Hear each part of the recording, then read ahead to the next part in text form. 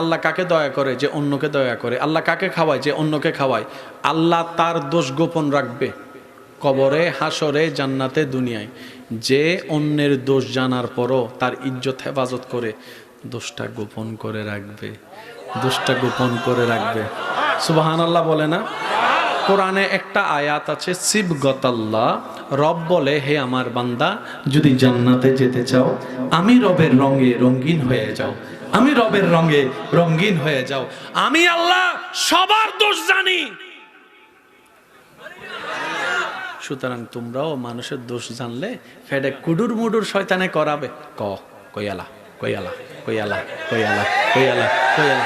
তখন তুমি তোমার ধৈর্য দিয়ে, ঈমানি শক্তি দিয়ে মুখটাকে উস্কুত উস্কুত বন্ধ করে রাখো। তুমি দুনিয়াতে তোমার একজন মুমিন ভাই বোনের ইজ্জত হেফাজত করে আসো, আমি আল্লাহ হাসরে তোমার হাজার দোষ গোপন করে তোমার ইজ্জত বাঁচাই দিব, ইজ্জত বাঁচাই দিব।